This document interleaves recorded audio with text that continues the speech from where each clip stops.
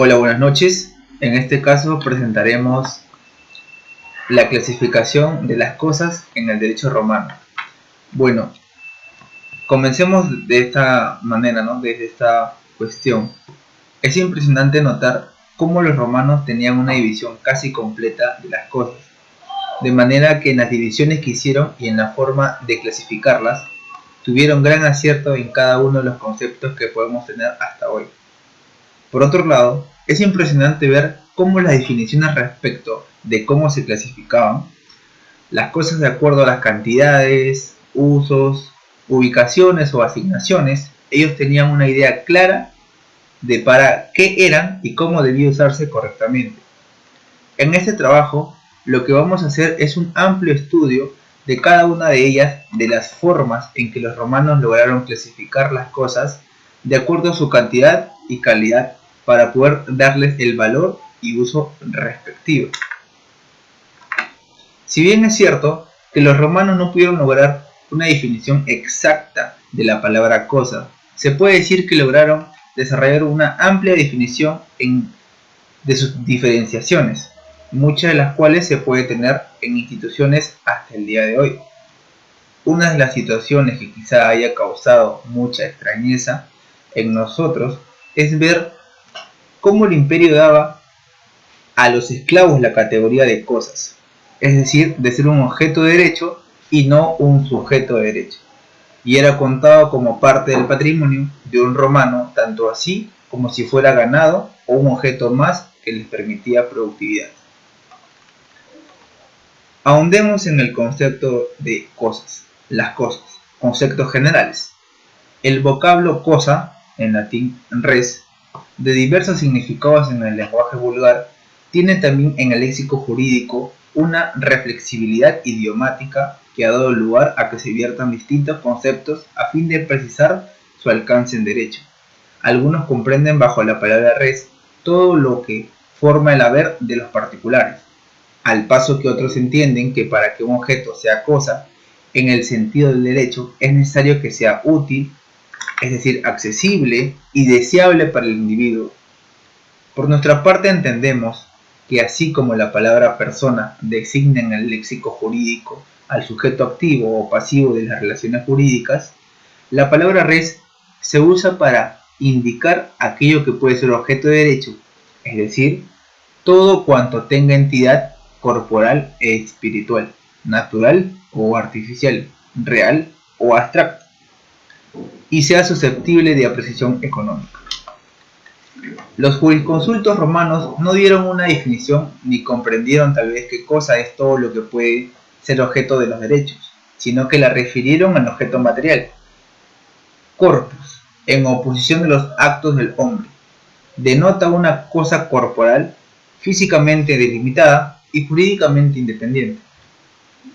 Ahora nombraremos o denominaremos la clasificación de las cosas, en las que se clasifican las cosas en res in comercio y res extra comercio, y que sirven para designar las que entran en el tráfico jurídico de los particulares y las que están excluidas de dicho tráfico por disposición de la ley. Llámense además res nullius las cosas in comercio que no son propiedad de nadie, y res dereclitae aquellas a cuya propiedad ha renunciado su dueño por abandono. Sobre la base de la distinción res in comercio y extra commercium, haremos el estudio de las diferentes clases de cosas. Comencemos con res in comercio, la gran categoría de cosas que podrían servir de objeto a relaciones jurídico-patrimoniales. Era la res in comercio, es decir, las cosas susceptibles de apropiación individual. Dentro de esta clase se comprendían la mayoría de los objetos corporales de que podían disponer el hombre para satisfacer sus necesidades, y abarca los siguientes grupos: res mancipi y res nec mancipi. Cosas corporales e incorporales, muebles e inmuebles, consumibles y no consumibles, fungibles y no fungibles, divisibles e indivisibles, así como también simples y compuestas, principales y accesorias, y finalmente fructíferas y no fructíferas.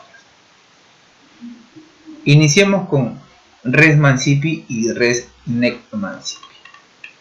La distinción entre res mancipi y res nec mancipi tiene gran importancia histórica, porque habría sido la primera clasificación a la que los romanos reconocieron un interés práctico desde la ley de las 12 tablas.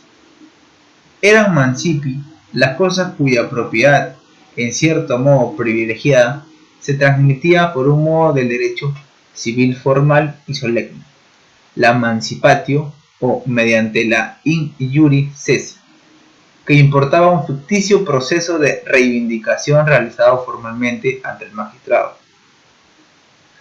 Eran cosas mancipables las de mayor valor en la primitiva economía agrícola, como los fundos o las heredades y las cosas situadas en el suelo de Italia. Las servidumbres rurales de paso, vía, iter, actus, y de acueducto, acueductos en latín, los esclavos y los animales de tiro y carga. Todas las demás cosas se agrupaban dentro de la clase de las rec nec mancipi. Ambas clases de cosas mantuvieron su distinción hasta la época del derecho clásico. No obstante, que los valores económicos se habían modificado profundamente con el transcurso del tiempo, desaparecida más adelante la diferencia entre las cosas situadas en el suelo itálico, en latín llamaremos italicum solum, y las radicadas en suelo provincial, que en latín lo llamamos provinciale solum, y generalizada la tradición como medio normal de transmitir la propiedad. La oposición entre cosas mancipi y nec mancipi perdió interés práctico. Decadente la mancipatio en el derecho imperial, el emperador Justiniano la suprimió definitivamente como modo de adquisición del dominio. Continuamos con las cosas corporales e incorporales. Distinguían las fuentes romanas las cosas corporales de las incorporales, clasificación que habría obedecido a la influencia de la filosofía helénica sobre el derecho romano. Las primeras eran aquellas cuya materialidad eran percibidas por los sentidos, es decir, las cosas tangibles, las que se podían tocar o palpar, que en latín también se le llama quae tangi possunt, como un fundo o como un esclavo también, al paso que eran incorporales, por el contrario, las que son producto de una abstracción, esto es que no pueden palparse, que no pueden tocarse, que en latín se les dice quae tangi non possunt, como un crédito, ejemplo, como un crédito, como tener el derecho de la propiedad de algo o de la servidumbre, etc. Seguimos con las cosas muebles e inmuebles. La categoría de cosas muebles e inmuebles que habría llegado a imponerse en el derecho postclásico al desaparecer la tradicional distinción de res mancipi y res nec mancipi, parte de la posibilidad o no de trasladar la cosa de un sitio a otro. Así son muebles, o en latín res mobiles, las cosas inanimadas que pueden trasladarse de un lugar a otro por una fuerza exterior, sin ser deterioradas en su sustancia o su forma, al paso que son inmuebles, las que de acuerdo con su naturaleza físicamente es imposible que cambien de lugar dentro de la casa. Es imposible que cambien de lugar.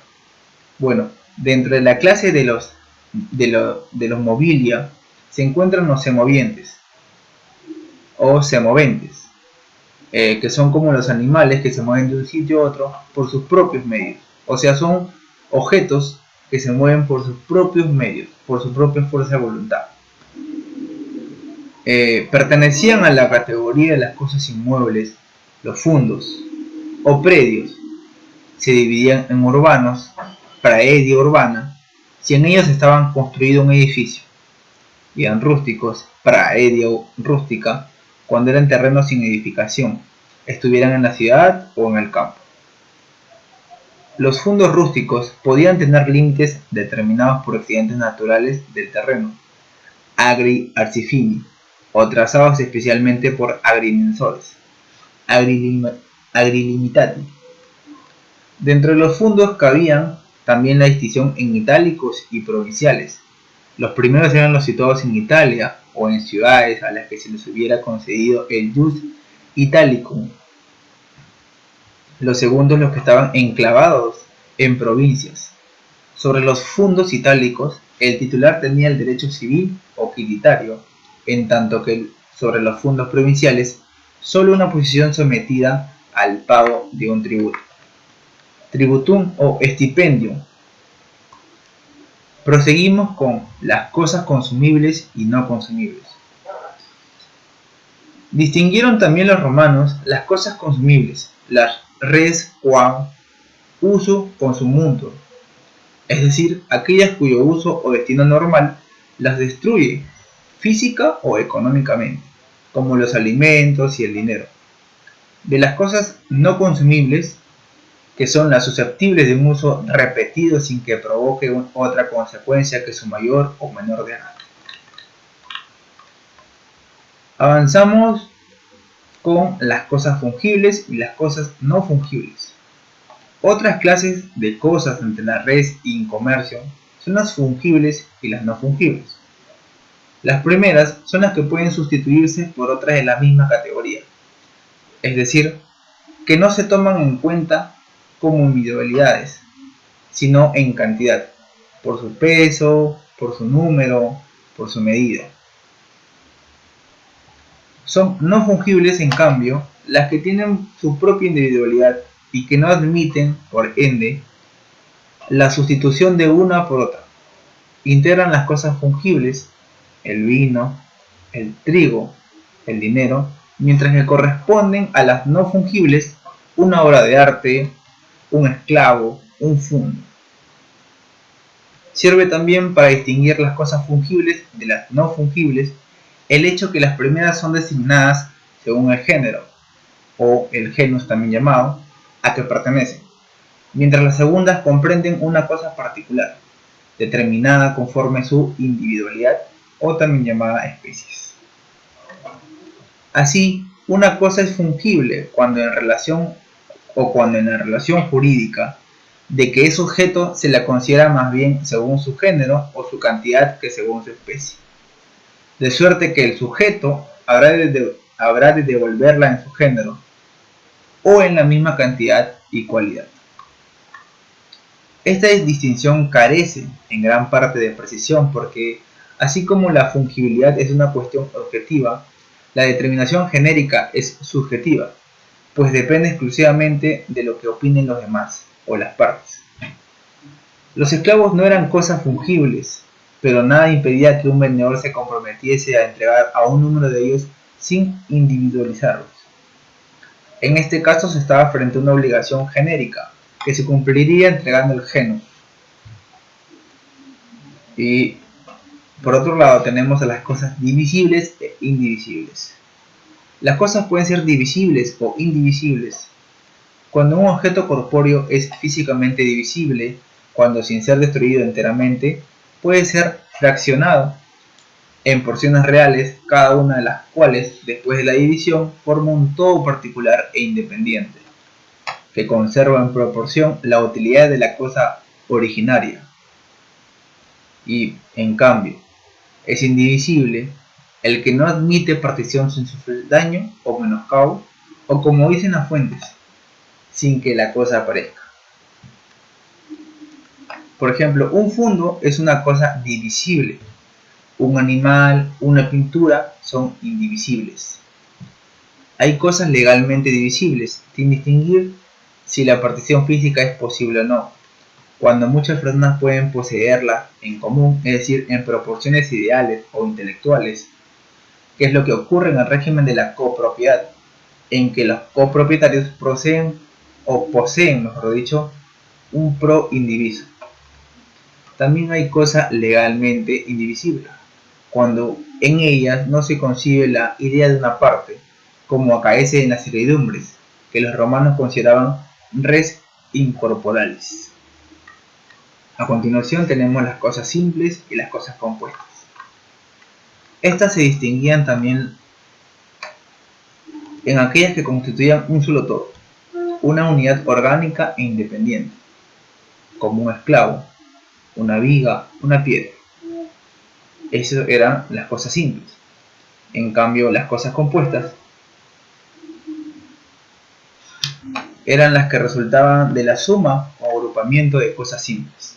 Claro, pues es un conjunto. Estas últimas se dividían en dos categorías, según que la aglomeración de cosas simples fuera material y tuviese aspecto compacto como una nave o un edificio, o que el vínculo de unión de las componentes simples fuera inmaterial y cada uno de ellos conservara su independencia, como por ejemplo un rebaño o una biblioteca.